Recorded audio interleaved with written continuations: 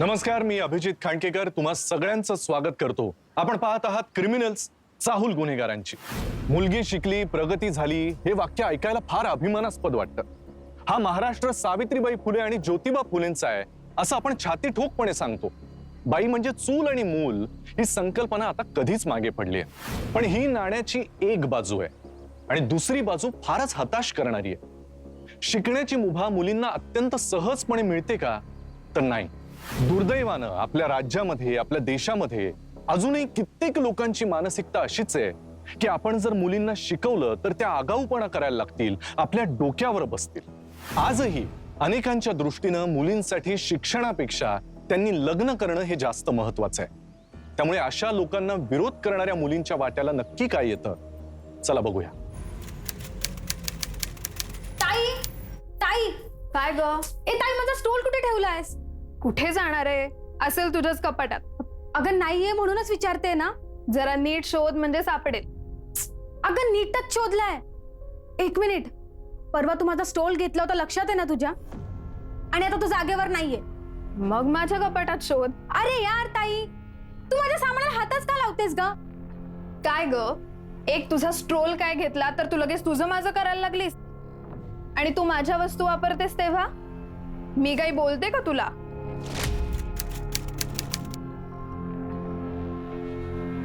तू पण ना।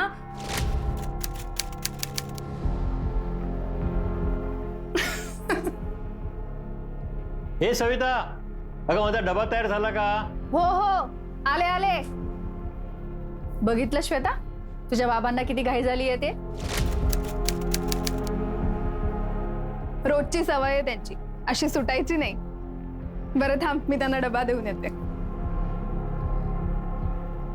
बाबा, हा घे डबा। अरे तू डबा घेऊन आलीस? हो, मग काय झालं? आणि तसंही आईला डबा बनवायला आज मी मदत केली। अगं सविता, थोड्याच दिवसात हिची सीए ची फायनल एक्झाम आहे। तू तिला घरातली कामं कशाला करायला सांगतेस? आणि हे बघ, तू आहे ना, घरातली कामं अजिबात करायची नाहीस। तू फक्त अभ्यासावर फोकस कर। काय झालं तरी तुला सीए ची फायनल एक्झाम फर्स्ट अटेम्प्ट मध्ये पास करायची आहे। हो बाबा। अहो, तुम्ही शिक्षणाच्या नावाखाली हिला डोक्यावर चढवू नका। अहो, किती झालं तरी लग्नानंतर तिला काम करावंच लागणार आहे। आणि त्याची आत्तापासून सवय झाली तर वाईट काय त्यात? आई, बाबा, मला तुमच्याशी या विषयावर थोडं बोलायचं होतं। मला इतक्यात लग्न नाही करायचं। तुम्ही प्लीज त्यांना नकार कळवून टाका।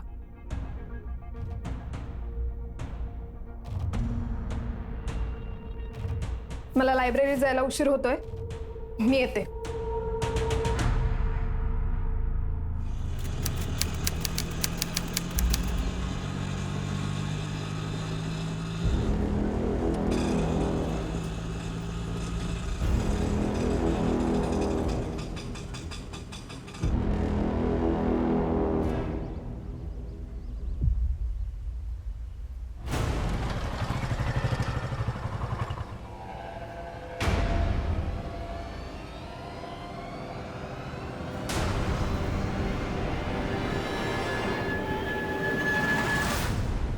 कॉन्ग्रॅट्स, या रविवारी तुझा साखरपुडा असल्याचं कळलं। हे बरं आहे, आधी आपल्यावर प्रेम करणाऱ्या मुलाला सांगायचं मला लग्नच करायचं नाही म्हणून, करिअर करायचं, आणि मग एंगेजमेंटसाठी हो बोलायचं। हे बघ चिराग, पहिली गोष्ट म्हणजे मला तुझ्यात किंवा दुसऱ्या कोणातही कधीच इंटरेस्ट नव्हता। मला माझं करिअर महत्त्वाचं होतं आणि अजूनही आहे। आणि दुसरी गोष्ट म्हणजे माझ्या घरच्यांनी जरी माझं लग्न ठरवलं असलं तरी मी सीए झाल्याशिवाय लग्न करणार नाही। लग्न काय, साखरपुडा सुद्धा करणार नाही। पण शेवटी जिथे घरच्यांनी ठरवलं तिथेच लग्न करणार आहेस ना? एवढी वर्ष गेले मी तुझ्या प्रेम करतोय आणि तू काय केलंस? मला झुलवत ठेवलंस। मी तुला कधीच नकार दिला होता। तू चुगाच आशा धरून बसलास, यात माझी काही चूक नाही।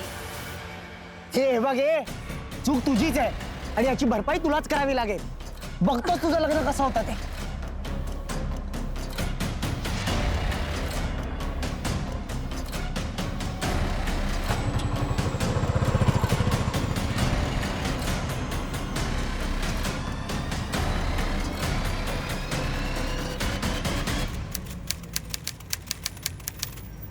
हे बघा, श्वेताने जर साखरपुडा रद्द केला तर आम्हाला अजिबात चालणार नाही.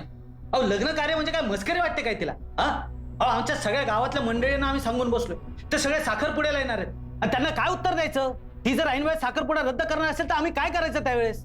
आणि गावामध्ये माझा खूप मान सन्मान आहे आणि हिच्या या फालतू कारणांमुळे जर माझा अपमान होत असेल तर तो मला मुळीच चालणार नाही. अहो तुम्ही ऐकून तर घ्या ना, श्वेता साखरपुडा रद्द करा असं सांगतच नाहीये, ती फक्त पुढे ढकलते आहे. कारण तिची CA ची एक्झाम एकदम तोंडावर आली आहे, त्यासाठी खूप तयारी केली हो तिने. हा, परीक्षा झाल्यावर तुम्ही सांगाल तेव्हा आपण साखरपुडा ठेवू ना. अहो, हे तुम्ही आधी सांगायला नको होतं का? नाही बरोबर आहे तुमचं, पण ते तिच्या लक्षात नाही आलं ना. मालती अगं तू तरी समजून घे. आता ह्यात आणखी काय समजून घ्यायचं? हा, तुझी मुलगी नाक कापायला निघाली आमचं आणि तुम्ही आम्हाला सांगताय समजून घ्यायला? ते काही नाही, ठरलेल्या दिवशी साखरपुडा झालाच पाहिजे. समजवण्याची गरज आम्हाला नाही, तुमच्या मुलीला आहे. 1 मिनिट, तुम्ही जरा मला बोलू द्याल का? तुम्ही प्लीज माझ्या आई बाबांवर प्रेशर आणू नका. मी साखरपुड्याला नकार नाही दिलाय. आता फक्त मला माझी परीक्षा महत्वाची आहे, त्यामुळे मला अभ्यासाला वेळ हवाय. माझी परीक्षा झाल्यावर आपण लग्नाची बोलणी करू. इनफॅक्ट मला तर वाटतं साखरपुड्याचीही गरज नाही, आपण डिरेक्टली लग्नच करू. तू काय मूर्ख आहेस का ग? 4 पुस्तकं जास्त काय शिकलीस म्हणून वाटेल ते बोलू शकतेस? डायरेक्ट लग्न हा प्रकार आमच्यात अजिबात नसतो. अभ्यासाचं काय एवढं घेऊन बसलीस? 1 दिवसाने काय फरक पडणार आहे तुला?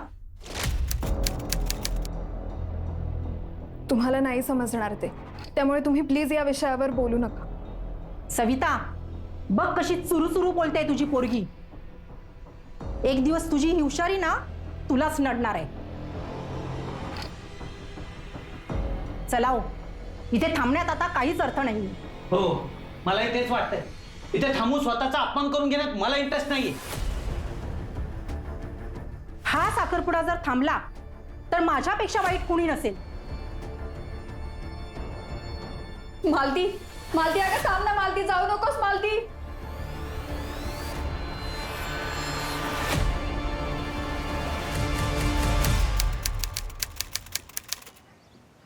श्वेता कधीपासून गायब आहे? कालपासून. काल नेहमीप्रमाणे ती लायब्ररीत अभ्यासाला गेली होती, पण रात्री उशिरापर्यंत ती आलीच नाही. तिचा फोन सुद्धा लागत नव्हता, म्हणून आम्ही तिच्या मित्रमैत्रिणींना फोन केला, पण तिथं सुद्धा काय पत्ता लागला नाही. तिचा फोन अजूनही लागत नाही सर. तुम्ही लायब्ररीमध्ये चौकशी केली? सर 6 नंतर लायब्ररी बंद झाली होती. आणि आज रविवार असल्यामुळे तुम्हाला चौकशी करता आली नसते. कुठे गेली असेल माझी मुलगी, काही समजत नाही. तुम्ही काळजी करू नका, आम्ही तिला नक्की शोधून काढू. फक्त त्यासाठी तुम्ही आम्हाला सहकार्य करणं गरजेचं. आम्हाला सगळी माहिती द्या तिची. तुम्हाला कोणावर संशय आहे? तिचं कोणाशी भांडण वगैरे किंवा तुमचं? नाही साहेब, आम्ही सामान्य माणसं आहोत, आमचं कोणाशी वैर असणार आहे? तिचं कोणाशी अफेअर वगैरे? तुम्ही जेवढं स्पष्टपणे आम्हाला सांगाल तेवढं आम्हाला सोपं जाईल तुमच्या मुलीला शोधायला. So please cooperate. Sir, affair वगैरे असं काही म्हणता येणार नाही. श्वेताच्या कॉलेजमध्ये एक मुलगा आहे, चिराग नाव त्याचं. त्याला श्वेता खूप आवडायची. त्याने एकदा कॉलेजमध्ये तिला चक्क प्रपोज केलं होतं, पण श्वेताने नकार दिला. श्वेताला वाटलं आता तरी तो तिला विसरेल, पण नाही सर, तो तिला मेसेज करायचा, कॉल करायचा, म्हणून तिने चक्क त्याचा नंबर ब्लॉक केला. त्यानंतर त्या मुलाने कधी कॉन्टॅक्ट केला तुमच्या मुलीला? सर, एकदा तो अचानक घरी आला होता. ए श्वेता, ए श्वेता,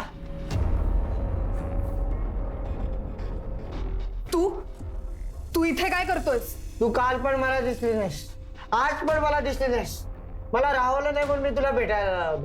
हाच का ग तो मुलगा कॉलेजमध्ये सारखं तुझ्या मागे मागे असायचा?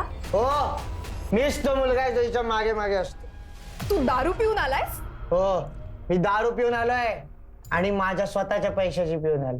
हे बघ चिराग, तू आत्ताच्या आत्ता इथनं चालता हो. अरे जाणारच आहे, पण तुला सोबत घेऊन जाणार आहे. अरे बस झाला आता असं भेटणं. चल आपण लग्न करूया. चल श्वेता, चल. मी तुझ्याशिवाय राहू नाही शकत. चल आपण लग्न करू. चिराग, माझा हात सोड. चिराग, मी तुला आधी पण सांगितलंय मला तुझ्याशी लग्न करण्यात अजिबात इंटरेस्ट नाहीये. तू आत्ताच्या आत्ता इथनं चालता हो. हे श्वेता, चल ना, मी तुझ्याशिवाय नाही जगू शकत. चिराग, निघून जा इथनं. या चिरागचा मोबाईल नंबर आणि पत्ता द्या आम्हाला. नाही हो आमच्याकडे. एक मुलगा तुमच्या मुलीला त्रास देतो, तुमच्या घरी येतो, विचित्र वागतो आणि तुमच्याकडे त्याची बेसिक इन्फॉर्मेशन नाही. असं तर नाही तुम्हाला दाखवण्यासाठी ती केवळ चिरागच्या विरोधात होती, तिचं खरंच त्याच्यावर प्रेम होतं आणि ती त्याच्या सोबतच पळून गेली? नाही साहेब, असं काय नाहीये. तो चिरागच तिच्या मागे लागला होता. आम्हाला माहिती आहे ना आमची मुलगी कशी आहे ते. पवार मॅडम, यांच्याकडनं श्वेताचा फोटो, नंबर आणि बाकी डिटेल्स घ्या.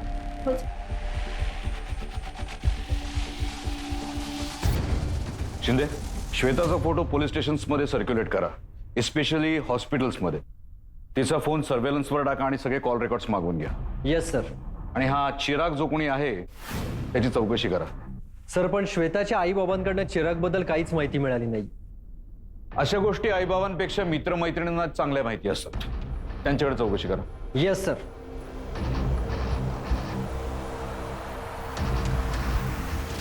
आमची तर इज्जत गेली. साखरपुडा तर झाला नाहीच आणि बाहेरून बातमी ऐकायला मिळाली आहे की तुमच्या मुलीचं बाहेर लफडं होतं म्हणून ती पळून गेली. असं नका बोलू. ती पळून नाही जाऊ शकत. काय बोलतायत? पळून जाऊ शकत नाही तर कोणी किडनॅप केलं का काय? अहो सगळा खर्च आम्ही केलाय. तिच्या साखरपुड्याचा खर्च आम्हीच, शिक्षणाचा खर्च आम्हीच केला आणि म्हणे पळून जाऊ शकत नाही. असल्या घरातल्या मुलीला कोण किडनॅप करणार आहे? मला तर वाटतं तिचं त्या चिराग सोबतच अफेअर असणार किंवा त्या चिरागने तिला फूस लावली असणार आणि आमचा साखरपुडा कॅन्सल व्हावा यासाठी दोघे कुठेतरी निघून गेले असणार. ते काय नाही, मी आता त्या दोघांच्या विरोधात तक्रारच करतो की नाही बघा.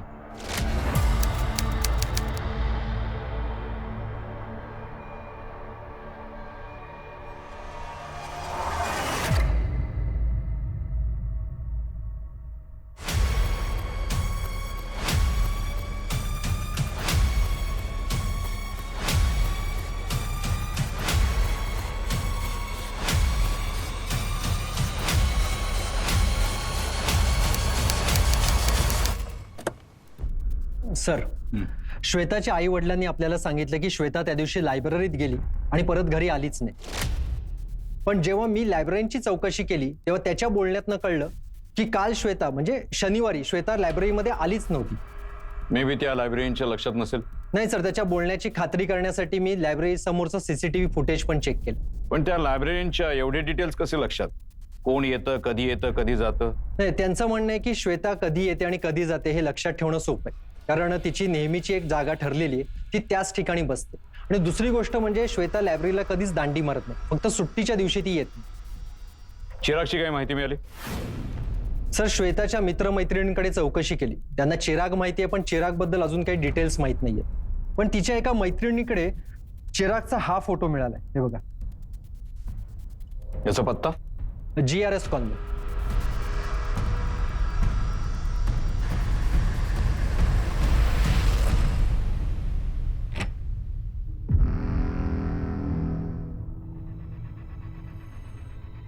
तुम्ही ताईबद्दल काही समजलं का? आई बाबा आहेत. हो, या ना. काय झालं साहेब? श्वेताचा काही पत्ता लागला का? प्रयत्न चालू आहेत आमचं, काळजी करू नका. बरं मला सांगा, तुम्ही सांगितलं होतं शनिवारी म्हणजे काल श्वेता लायब्ररीमध्ये गेली होती. हो.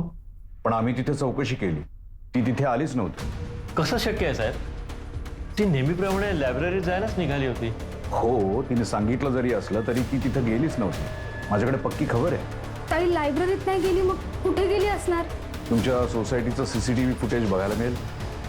सेक्रेटरी कोण आहे? भिडे म्हणून आहे, तेच देतील तुम्हाला CCTV फुटेज. ओके, त्यांचा फ्लॅट? अरे तुषार, तू ते आईचा मोबाईल इथेच राहिला होता, तो घ्यायला आलोय. हा.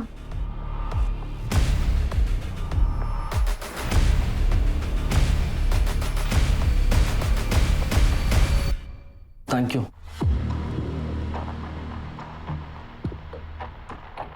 हा कोण आहे? हा आमचा नातेवाईक. हा, पण असा अचानक इथे कसा आला? याला माहिती होतं श्वेता गायब झाली ते? हो, म्हणजे तुम्ही काहीतरी माझ्यापासून लपवताय. हे बघा, तुमचंच नुकसान आहे यात. प्लीज सांगा काय नक्की? सर, खरं काय ते मी सांगते. सरा तुषार, ताईचं याच्यासोबत लग्न ठरलं होतं. तुम्ही हे सकाळी नाही सांगितलं मला. लक्षात नाही राहिलं साहेब. एवढा महत्वाचा मुद्दा लक्षात नाही राहिला तुमच्या. श्वेताची आता सीए फायनलची परीक्षा होती ना, मग हे मध्येच लग्नाचं काय? लग्न नाही साहेब, साखरपुडा होता. हो, पण एवढी महत्वाची परीक्षा असताना साखरपुडा तरी कशासाठी? कधी आहे साखरपुडा? आज. काय? हो म्हणजे घरातल्या घरातच करणार होतो आम्ही. हे सगळं श्वेताला मान्य होतं? नाही म्हणजे आधी ती तयारच नव्हती, पण मी तिची समजूत काढल्यावर ती तयार झाली.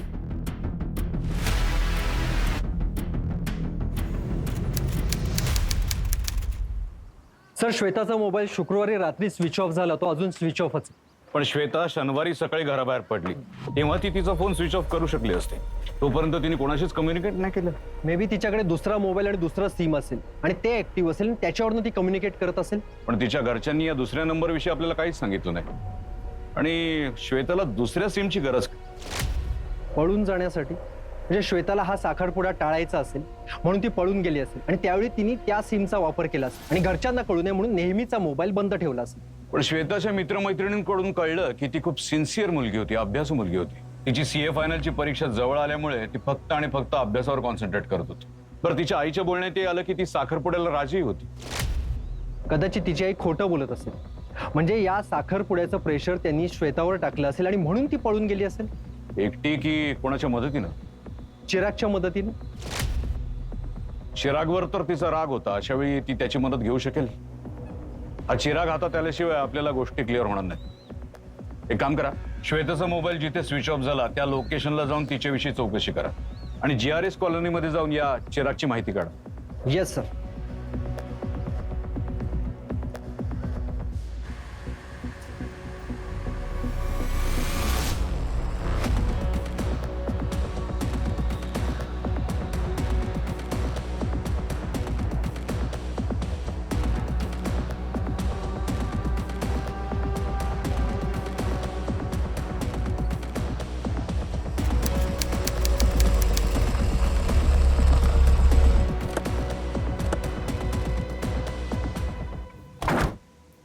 हे बघ, ही मुलगी आली होती इथे कधी? नाही साहेब, आणि तुम्हाला माहिती आहे ना, इथे माणसं फक्त मेल्यावरच येतात. का अंत्यविधीला किंवा मैतासोबत माणसं येत नाही तिकडे? हे बघ, नीट बघ, नीट बघ, आठव. नाही साहेब, खरंच सांगतोय, ही पोरगी इथे आली नव्हती. काय, शुक्रवारपासून ही मुलगी बेपत्ता आहे आणि तिचं शेवटचं लोकेशन याच एरियात दाखवत. तसंही शुक्रवारी रात्री कुठलीच डेड बॉडी आली नव्हती. तुमच्याकडे जितक्या डेड बॉडीज येतात त्याची नोंद होते का? हा, म्हणजे काय सर? बघू.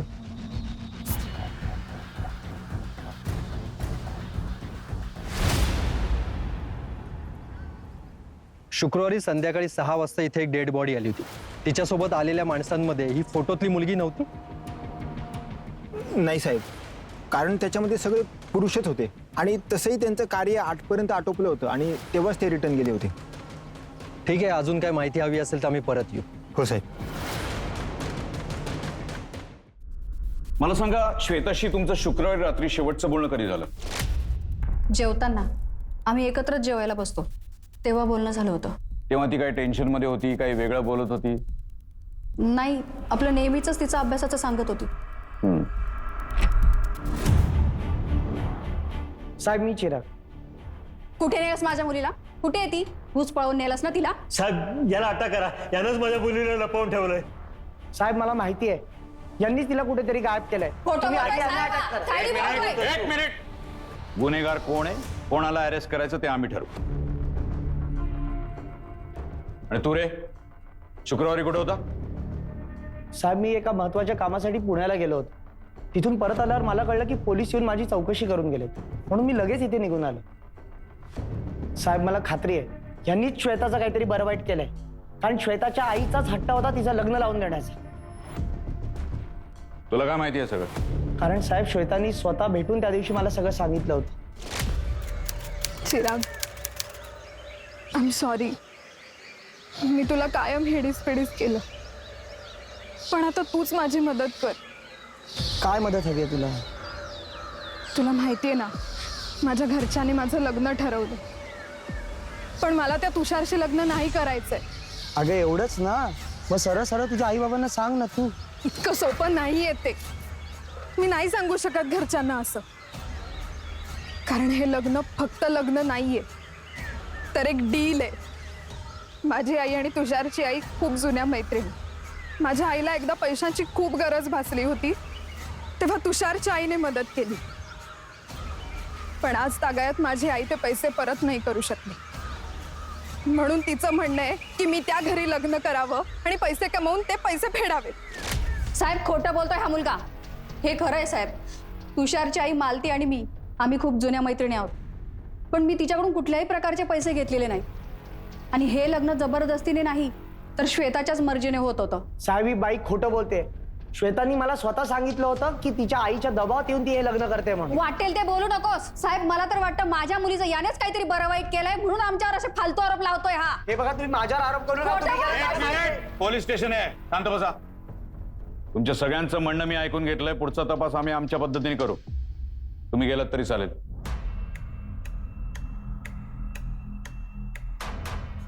चिराग, हे बघ, तुला श्वेताविषयी जे काय माहिती असेल ते गुपचूप सांगून टाक. जर आम्हाला कळलं की तुला माहित असून तू आमच्यापासून लपवतोय, तर मग याद राख, साहेब मी तुमच्यापासून का काही लपवून ठेवू? कारण तुला तिच्याबरोबर लग्न करायचं होतं आणि ती तुला नकार देत होती. तिचे आई बाबा सांगतील तिथे ती लग्न करणार होती. म्हणून तू पुण्याला गेला होता ना शुक्रवारी? हो. प्रूफ आहे का तुझ्याकडे? प्रूफ असं काही नाही. का? टोल नाक्याची पावती असेल, तिकडचं हॉटेलचं बिल असेल, दाखव. तिथला सगळा खर्च माझ्या मित्रांनीच केला होता साहेब. मित्राचा नंबर दे.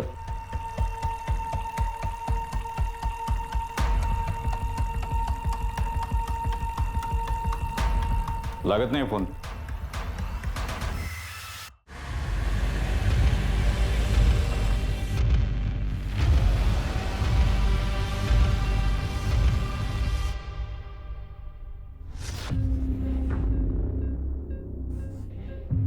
शिप्राला बोलवा, जरा तिची चौकशी करायची. काय झालं साहेब? तुम्हाला शिप्राशी काही बोलायचं आहे का? नाही, गेले काही दिवस ती तुषार बरोबर काय गप्पा मारतीये ना फोनवर, ते जाणून घ्यायचं. अहो, आधीच श्वेता गेल्याचं खूप टेन्शन आहे दोघांना, त्यामुळे असंच एकमेकांकडे मन मोकळं करत असते. श्वेता बेपत्ता झाल्यानंतरचं बोलत नाहीये मी. गेले महिनाभर तुषार आणि शिप्रा फोनवर गप्पा मारतायत. एक काम करा, तुम्ही तिला बोलवा. जे काय सांगायचंय ना ते ती सांगेल. बरं, बोलावते.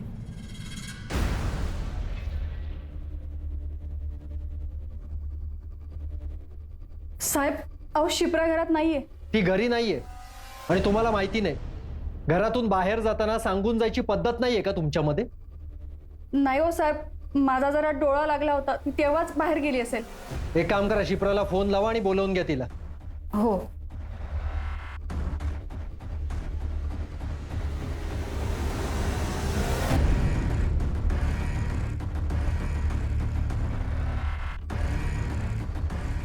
आधी श्वेता बेपत्ता आहे, आता ही मुलगी कुठे गेली?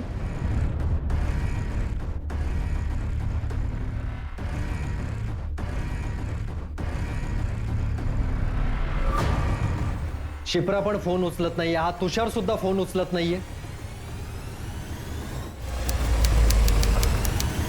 तर तुषार आणि शिप्रा दोघंही फोन उचलत नाहीत. मी वेगवेगळ्या नंबर्सवरनं ट्राय केलं पण नो रिस्पॉन्स.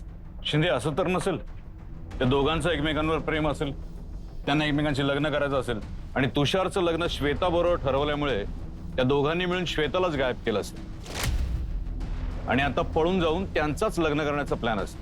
तसं असेल तर ते कुठल्या तरी देवळात गेले असतील. सर, आजूबाजूची सगळी देवळं चेक करायला हवी. सर, तुषारची आई बाबा आलेत.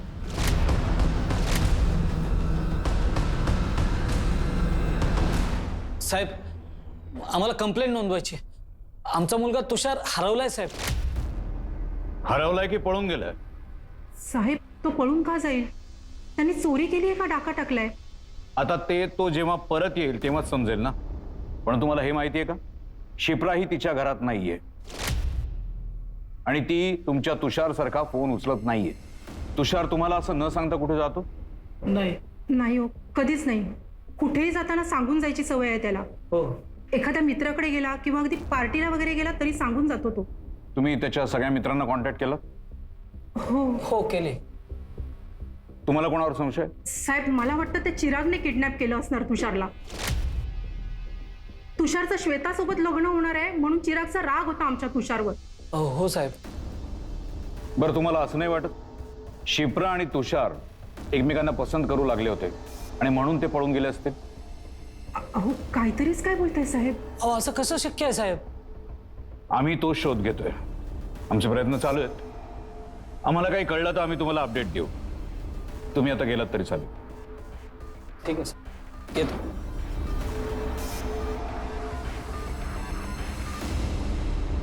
सर, शिप्राचं लास्ट लोकेशन तारावाडी दाखवते आणि श्वेताच्या पण मोबाईलचं लास्ट लोकेशन तारावाडीच होतं. सर, दोघींचा मोबाईल एकाच ठिकाणी जाऊन स्विच ऑफ कसा होऊ शकतो? आणि तुषारचं लोकेशन? तुषारचं लोकेशन गादेवाडी दाखवते. गादेवाडी आणि तारावाडी याच्यात काही रिलेशन? सर, दोन्ही ठिकाणी एकमेकांपासून 10 किलोमीटर लांब आहे. मग जर असं मानलं की शिप्रा आणि तुषार दोघंही इथून तारावाडीला गेले, तिथे त्यांना श्वेता भेटली किंवा तिच्या संबंधित काही माहिती मिळाली आणि तिथून तुषार गादेवाडीला गेला, पण मग तुषार गादेवाडीला का गेला असेल? सर, तारावाडी म्हणजे जिकडे स्मशान आहे ते ठिकाण. श्वेता अजून सापडली नाहीये. एवढंच काय तर तिची बहीण सुद्धा आता बेपत्ता आहे आणि श्वेताचं ज्याच्याशी लग्न ठरलं होतं तो तुषार सुद्धा आता गायब आहे. या सगळ्याचा नेमका सूत्रधार कोण असू शकेल? श्वेता बेपत्ता झाली तेव्हा पोलिसांना तुषार आणि चिराग यांच्यावर संशय होता, पण आता तर तुषारही बेपत्ता आहे. पोलिसांना खूप विचार करायला लावणारं असं काहीतरी आहे यामध्ये. श्वेता आणि शिप्राचे आईबाबा आपल्या दोन्ही मुलींच्या आठवणीनं व्याकुळ झालेत, तर दुसरीकडे तुषारचे आईबाबा सुद्धा काळजीमध्ये पडलेत. या दोन्ही कुटुंबांचा एखादा कॉमन वैरी असू शकेल का? चिरागवर पोलिसांना पूर्ण संशय आहे, पण त्याच्या विरोधात एकही पुरावा ते अद्याप गोळा करू शकलेले नाहीयेत. त्यामुळे आता पोलिसांना पुन्हा एकदा स्मशानाच्या जवळ किंवा स्मशानामध्ये जाऊन शोधाशोध आणि चौकशी करावी लागणार होती. पिंट्या, नीट राह आणि निघितून. चुप बस. गोड गोड बोलून फसवतो मला. रोज दारू पाजतो, रोज दारू पाजतो. कुठं दारू पाजतो रे?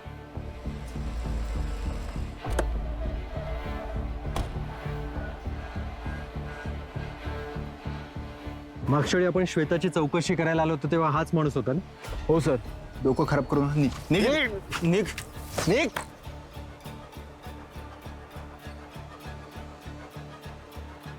काय रे, काय भांडण चाललं होतं? काय नाही हो साहेब, तो पिंट्या बेवडा साला जुगारी आहे. नेहमी माझ्याकडे पैसे मागतो दारू प्यायला. आता पण त्याच्यासाठीच आला होता. तुझ्याकडे कशाला पैसे मागतो? तुझा मित्र आहे, नातेवाईक आहे का? नाही नाही साहेब, असं काही नाहीये. तो इथं आधी कामाला होता, पण त्याला कामावरून काढून टाकला. का काढला? त्याच्या दारूमुळं. जेव्हा पण बॉडी यायची ना, नेमकं त्याच वेळेस हा टाईट असायचा. साहेब पहिले एकदा पैसे चोरताना पकडला होता, लगेच काढला कामावरून. पण साहेब, परत तुम्ही इथं ती फोटोवाली पोरगी सापडली का? नाही सापड. हे बघ, या मुलीला बघितलंस इकडे? नाही साहेब. या मुलाला? नाही साहेब, म्हणजे कोणाच्या अंत्यसंस्काराला आले असतील तर माहीत नाही, पण बघितल्यासारखं वाटत नाही. ठीक आहे, चला.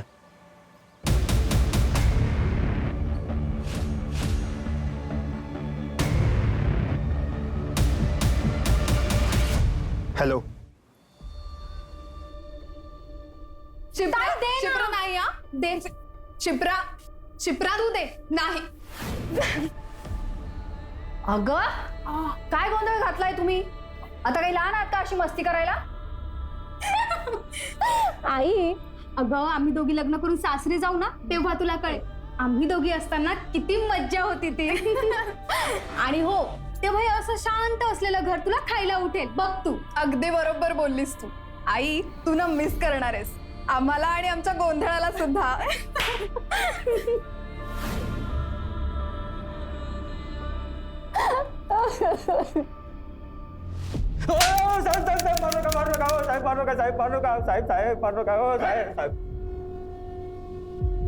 बोल.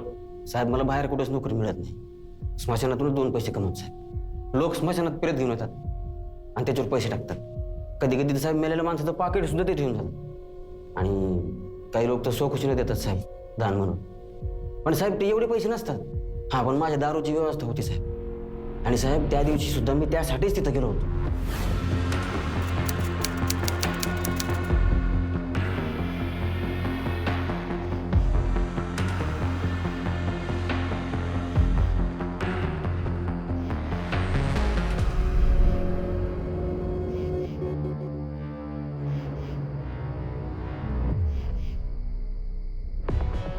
पिंट्या मस्ती नाही, हा नीट निघायचं.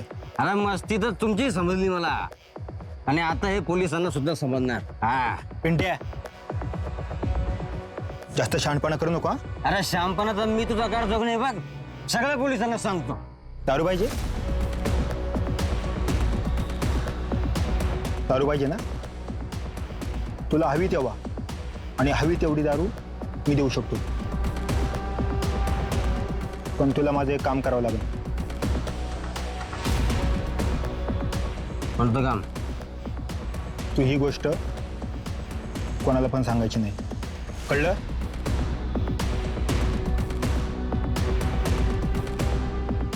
हे पैसे घे आणि इथून पुढं काही दिवस इथे फिरकायचं नाही, कळलं? नेमकं कोणत्या दिवशी घडलंय? रात्र होती साहेब, लय अंधार झालता आणि मी पण साहेब नशेत होतो, त्याच्यामुळं तारीख वार काही लक्षात नाही साहेब. ही मुलगी होती? नक्की माहित नाही साहेब, पण मुलगीच होती नक्की? बहुतेक. राजूला उचला. Yes sir.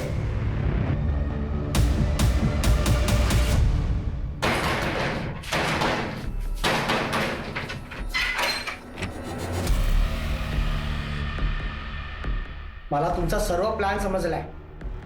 तुम्ही आधी श्वेताला गायब केलं, मग शिप्रा आणि मग तुषार. आता तुम्ही श्वेताच्या आई वडिलांना गायब करा आणि मग स्वतःच गायब व्हाल, आणि मग तुम्ही सगळे मिळून माझ्या श्वेताचं जबरदस्तीने लग्न लावून द्या. मला तुमचा गेम समजलाय, पण मी हे कधीच सक्सेस होऊ देणार नाही, लक्षात ठेवा.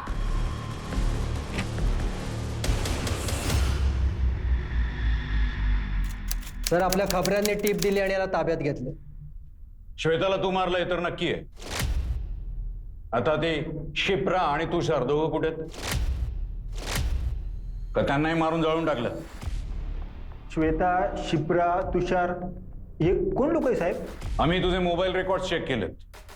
8 तारखेला शुक्रवारी रात्री 11:30 वाजता तुझं आणि श्वेताचं मोबाईल लोकेशन एकच होतं. असेल ना, म्हणजे योगायोग पण असू शकतो हा. आणि दुसऱ्या दिवशी तू बँकेत जाऊन 50,000 रुपये भरले. हा पण योगायोग होता का?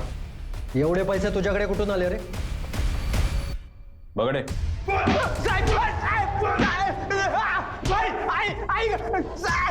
साहेब मारू नका साहेब, सांगतो.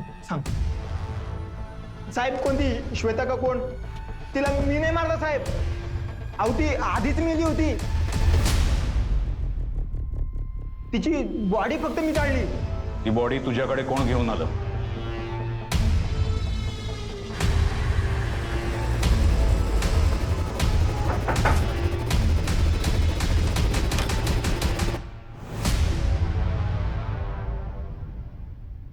साहेब काय झालं? तुषार सापडला का? या प्रश्नाचं उत्तर तर तुम्हालाच माहित असेल. अहो हे काय बोलताय साहेब? तुमच्या सगळ्या प्रश्नांची उत्तरं लॉकअप मध्ये मिळतील. तुम्ही दोघं पण आमच्या सोबत आत्ताच्या आत्ता चला. बोला, तुमच्यापैकी सगळ्यात आधी कोण बोलणार आहे? श्वेता गायब झाल्याची खोटी तारीख सांगून आमची दिशाभूल करणारे राणे तुम्ही, का एक नाही तर 2-2 खून घडवून आणणारे आणि त्यानंतर बॉडीची विल्हेवाट लावणारे शिंदे तुम्ही? तुम्ही काही लोकांना मुद्दामून स्वतःहून सांगितलं की श्वेता शनिवारी सकाळी लायब्ररीत गेली. मग आम्ही पहिल्यांदा जेव्हा चौकशी केली तेव्हा त्या लोकांनी आम्हाला तेच सांगितलं. पण जेव्हा आम्हाला शंका आली तेव्हा आम्ही पुन्हा त्यांची चौकशी केली. त्या लोकांना विचारलं, तुम्ही कन्फर्म हे सांगू शकता का? त्यांनी सांगितलं नाही, राण्यांनी आम्हाला जे सांगितलंय त्यावरून आम्ही सांगतो, म्हणून आम्हाला वाटलं. आणि तुम्ही, तुमचा प्लॅन परफेक्ट होता, पण ज्या स्मशानात तुम्ही श्वेताची बॉडी जाळली त्याच ठिकाणी तुम्ही शिप्राच्या बॉडीची विल्हेवाट लावण्याचं ठरवलं आणि तिथे सगळी गडबड झाली. का केलं माझ्या मुलीच्या बाबतीत असं? आणि मी सुद्धा तुमच्या खड्ड्यात का सामील झालो?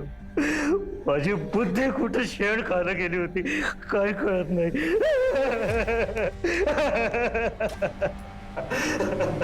श्वेता साखरपुड्याला तयार नव्हती म्हणून तिचा फोन केला. आणि शिप्रा, तिचं तुमच्या मुलावर प्रेम होतं त्यांचा अफेअर आहे म्हणून तुम्ही खून केला तिचा? नाही साहेब, हे काही बोलतायत साहेब. नाही साहेब, मी सांगतो साहेब. खरं म्हणजे मला या दोघींनाही मारायचं नव्हतं साहेब. श्वेताचं तुषार बरोबर न कळत लग्न लावायचं होतं.